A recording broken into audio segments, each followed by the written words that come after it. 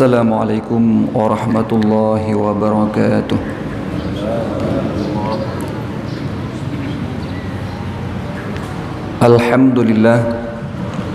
Alhamdulillahilladzi arsala ala rasulahu bil huda wa dinil haqq liyudhhirahu 'alad dini kullih walau karihal kafirun walau karihal musyrikun. Ashhadu an la ilaha illallah wahdahu la syarika lah wa ashhadu anna Muhammadan abduhu wa rasuluh la nabiyya ba'dah. Allahumma salli wa sallim ala sayyidina Muhammad wa ala alihi wa sahbihi ajma'in. Qala Allah ta'ala fil Qur'anil Karim, Bismillahirrahmanirrahim. Alladzina amanu wa tatma'innu qulubuhum bi dzikrillah, ala bi dzikrillah tatma'innul qulub.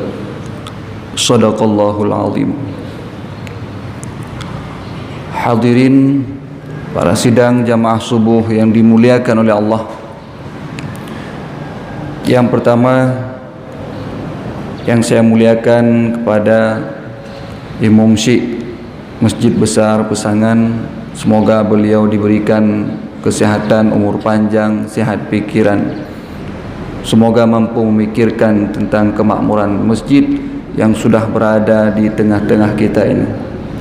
Selanjutnya yang saya hormati kepada tuan-tuan guru, gure tengku, kemudian bapak ibu sekalian yang telah hadir di dalam masjid yang kita banggakan ini. Alhamdulillah, pada kesempatan yang berbahagia ini kita masih diberikan oleh Allah iman dan Islam di dalam dada kita, sehingga dengan adanya iman kita masih ringan langkah untuk bergerak menuju ke dalam masjid melaksanakan perintah Allah, yakni solat subuh secara berjamaah. Hadirin kaum muslimin sidang jamaah subuh yang dimuliakan oleh Allah, pada kesempatan yang berbahagia ini saya ingin menyampaikan sedikit mau'idah yang mungkin menjadi manfaat bagi saya pribadi insyaallah dan juga bagi kaum muslimin semuanya. Rasulullah sallallahu alaihi wasallam pernah bersabda, Inna fil jasadi mudghah,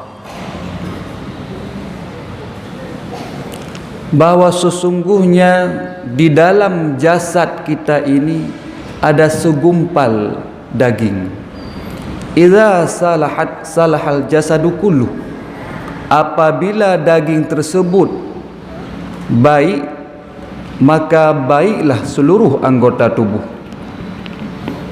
Dan apabila faidza fasadat fasadal jasadu kullu, apabila dia buruk, niscaya buruklah seluruh anggota tubuh kita ini. Ala, kata Rasulullah, ingatlah apa dia itu. Wahiyal qalbu, dianya itu adalah hati yang dimiliki oleh setiap pribadi manusia. Maka menyegat hati, insya-Allah seluruh anggota tubuh kita yang dituntun oleh Allah kepada kebaikan.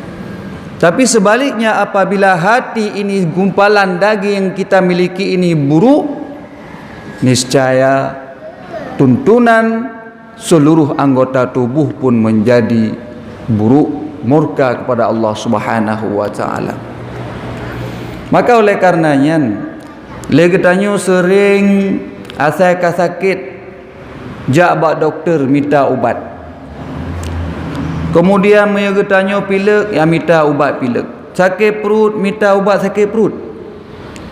Kemudian dia kurang suplemen, belau suplemen yang dimekat di kedai-kedai. Tapi giliran hati getanyo yang sakit, Jarang-jarang orang ingin mengobatinya. Padahal hatinya yang paling utama ketimbang jasad tubuh kita. Karena hati, God hati, insya-Allah tubuh-tubuh kitanya akan God mantu. Maka pada kesempatan ini yang singkat ini, hadirin kaum muslimin sidang jamaah subuh, Tuan ingin mengutarakan sedikit tentang pencerahan ataupun apa yang menjadi obat-obat hati. Nah, supaya hati kita yang God dan wate kaget hati, insya-Allah tubuh-tubuh anggota tubuh kita yang pun akan ikut God.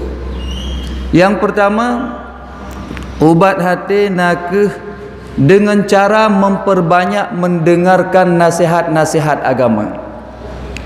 Bila tak dengar nasihat agama, baik itu ceramah agama, tausiah, mau'idah, ikut pengajian-pengajian rutin setiap Jumaat, setiap minggu dan bulanan dan lain-lain sebagainya, itu adalah merupakan salah satu cara yang paling ampuh untuk membersihkan hati daripada kekotorannya.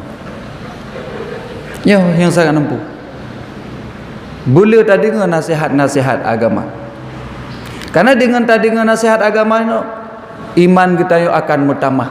Apabila iman bertambah, maka hati pun ikut geleh daripada kekotoran. Iman orang Islamnya tren. Yazid naik. Kapan naik? Ketika kita berbuat ibadah. Sesuai dengan kata Syekh Ibrahim Al-Laqani dalam kitabnya Matan Jauharah, warujjihat ziyadatul imani, telah teranglah yaitu iman seseorang itu akan naik bima tazidatu ta'atul insani, apabila dia lebih dalam berbuat ibadah. Ketika banyak berbuat ibadah, maka iman pun akan ikut naik. Wa naqsuha binaksihi, dan kurangnya iman itu dengan kurangnya ibadah. Maka kurang ibadah, iman pun ikut turun. Maka perbanyaklah mendengar nasihat agama, insya-Allah hati kita ini akan menjadi bersih daripada kekotoran. Ini yang pertama. Kemudian yang kedua, untuk membersihkan hati adalah dengan cara memperbanyak zikir kepada Allah Subhanahu wa taala. Memperbanyak ingat kepada Allah. Zikir. Dan zikir ini sangatlah mudah. Sangat mudah zikir. Bahkan di dalam hadis Rasulullah sallallahu alaihi wasallam pernah mengatakan juga, kalimatani khafifatani bil lisan. Dua kalimat yang ringan diucapkan di mulut, wasaqilatani fil mizan, dan berat timbangannya di dalam mizan,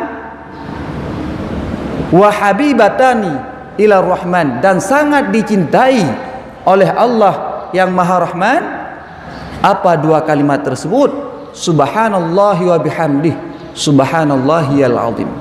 Dua kalimat yang sangat mudah diucapkan tapi berat di timbangan, dicintai oleh Ar-Rahman. Subhanallahi wa bihamdih, subhanallahiyal azim. Mudah saja. Tiratatan dari masjid akan tapudip mot Honda tajak subhanallahi wa bihamdi subhanallahil azim. Tajak kedai ubireun toh bak lampu merah tadang. Baik tadang tak sangat reduk. Tapi kenapa tidak kita ucapkan zikir-zikir kepada Allah? Subhanallahi wa bihamdi subhanallahil azim. Tipluh ga takun kahu lampu hijau lewat. Alhamdulillah, pahala yang sangat luar biasa. Tengah tak kerja, cik tak berzikir. Allah, subhanallah, subhanallah, Allahu Akbar, lagi bunuh tungku imam yang pimpin. Tengah kerja je, tengah tak mekat, mayahana orang yang tanya. Cik, tungku pandai mungkin teman tayak pebut zikir. Hanjir, tengah tak kerja, hanjir. Pegah kegop je lah kau. Maya bak pegah kegop je tengah kerja. Tapi giliran berzikir kepada Allah, alasannya tidak bisa. Ini tidak masuk akal.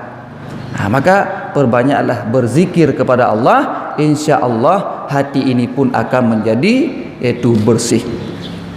Tuan ingat sebuah cerita, tira urang sakit jantung. Sakit jantung. Kemudian dia pergi ke doktor di satu rumah sakit yang ternama juga di Aceh. Kemudian diperiksa oleh doktor dan divonis bahawa Bapak Pulan ini sakitnya sudah sangat parah, berat hat-haka. Dan wat kakak leh ke vonis lagi yang sakit jantung berat hat, walah kedih urmoh. Wate terus kedih urmoh le bapak buno yang divonis sakit jantung geduk pun geduk han gedek pun geduk han le tenang geih han le tengut. Pakan diingat ke penyakit yang dalam badan. Diingat habis-habis.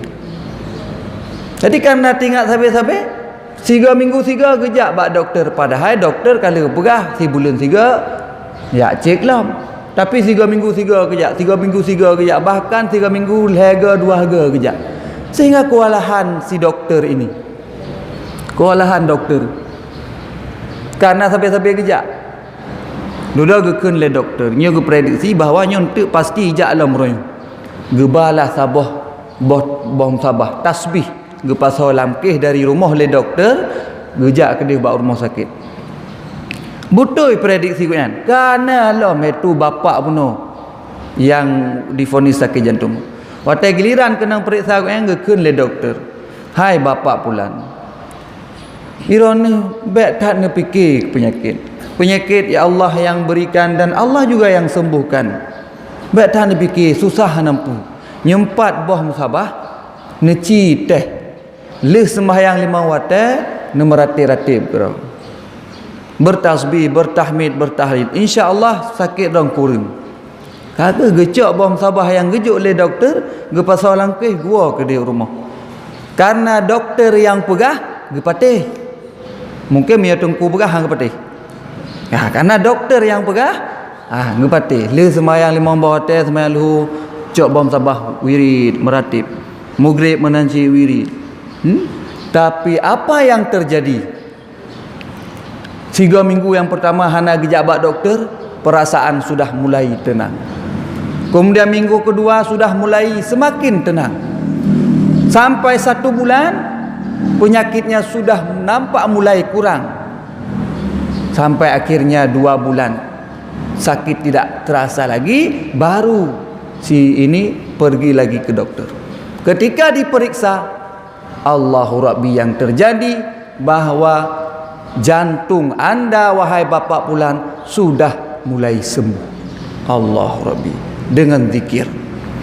Kenapa bisa sembuh dengan zikir? Janji Allah dalam Al-Quran, ala bi zikrillahi tatmainnul qulub. Hanya dengan mengingat Allah hati ini akan menjadi tentram dan tenang.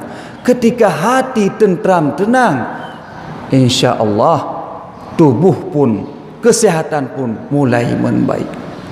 Ini janji Allah dalam Al-Quran. Allah Rabbi. Maka perbanyaklah berzikir kepada Allah Subhanahu wa taala. Hadirin kaum muslimin sidang jamaah subuh yang dimuliakan oleh Allah. Ini yang kedua. Kemudian yang ketiga, obat hati yang ketiga adalah dengan cara memperbanyak berfikir. Kon fikir rendah-rendahnya, tapi berfikir tentang kekuasaan Allah Subhanahu wa taala. Rasulullah juga mengatakan, tafakkurus sa'ah afdalu min ibadatis sanah. Tafakkur sesaat saja itu lebih baik daripada kita beribadah 1 tahun. Maka fikir tentang kekuasaan Allah Subhanahu wa taala. Dalam Al-Quran banyak ayat-ayat yang di ujungnya disebutkan afala tatadzakkarun. Apakah kamu tidak mau ingat? Afala tatafakkarun. Kenapa engkau tidak mau memikirkan? Pakai akal, fikir tentang kekuasaan Allah Subhanahu wa taala. Insya-Allah dengan memikirkan tentang kekuasaan Allah, hati ini akan menjadi lembut dan tentram pula. Al-fikru sirajul qulub. Berfikir itu akan menerangkan hati. Ketika hati terang, dia sudah terisi dengan iman, maka akan menjadi obat penawar bagi hati yang sedang sakit, insya-Allah. Ini yang ketiga. Kemudian hadirin kaum muslimin, Bapak Ibu sekalian, yang keempat adalah obat hati yang keempat dengan cara memperbanyak membaca Al-Quran. Memperbanyak membaca Al-Quran. Bila baca Al-Quran di dalam kehidupan ini, Rasul juga pernah mengatakan, man qara'al Quran fi yaumin wa lailin, barang siapa yang baca Al-Quran dalam satu hari satu malam, arba'ina ayah, 40 ayat, lam yuktab, dia tidak dihitung orang yang lalai. 40 ayat saja yang kita baca setiap hari satu malam, maka kita tidak ditulis oleh Allah termasuk orang-orang yang lalai.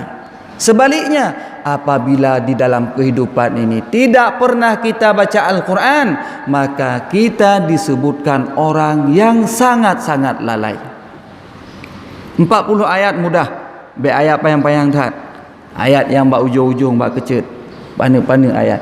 Berpuluh ayat dalam satu hari satu malam, insya-Allah kita sudah termasuk orang-orang yang memperoleh kemenangan. Tidak ditulis orang yang rugi. Hana rubah.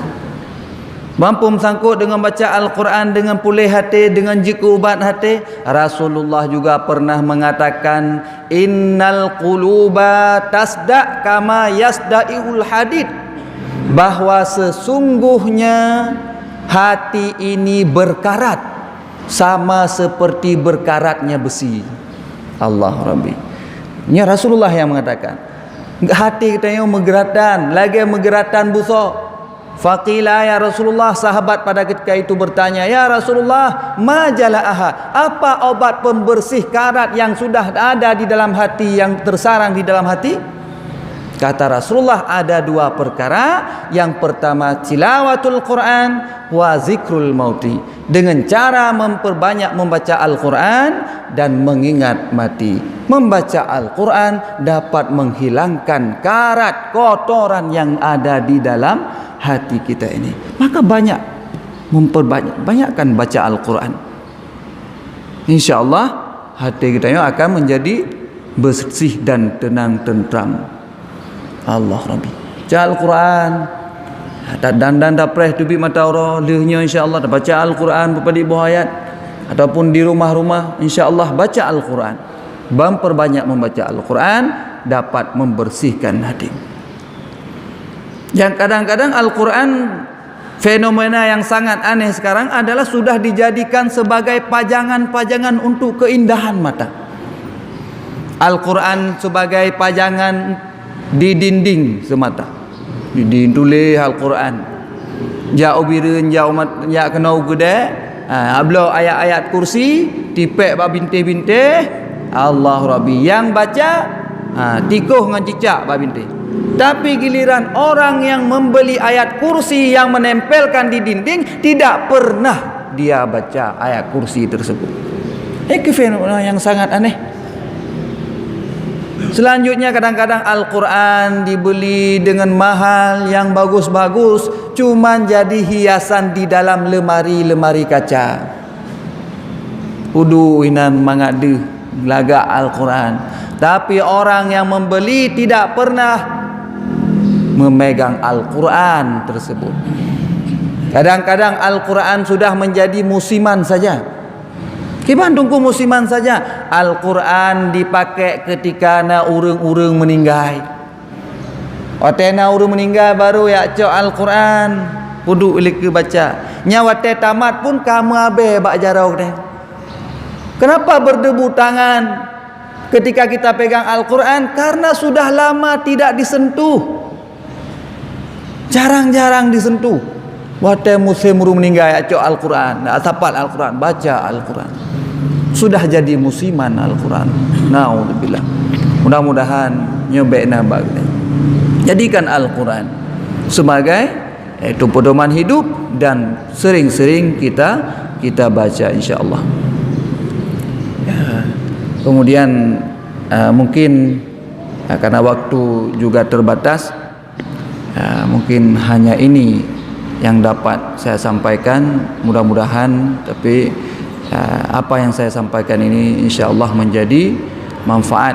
Ini obat hati ada 4, banyak obat hati, tapi 4 ini insya-Allah untuk kita amalkan setiap hari, insya-Allah akan menjadi tenang, tentram, damai, bersih hati, dan kita menjadi orang yang senantiasa bermanfaat bagi kehidupan dan tujuan akhirnya kita nanti Allah Subhanahu wa taala. Apa yang pertama tadi? Dengan cara yang pertama sering mendengar nasihat agama. Yang kedua, memperbanyak zikir kepada Allah, dan yang ketiga dengan tafakkur, berfikir kepada tentang kekuasaan Allah. Kemudian yang keempat, membaca Al-Quran. InsyaAllah dengan 4 ini mudah-mudahan kita menjadi orang yang mengamalkannya dan menjadi pedoman bagi kita semua. Amin ya rabbal alamin. Wallahu a'lam bishawab. Wabillahi taufiq wal hidayah. Wassalamualaikum warahmatullahi wabarakatuh.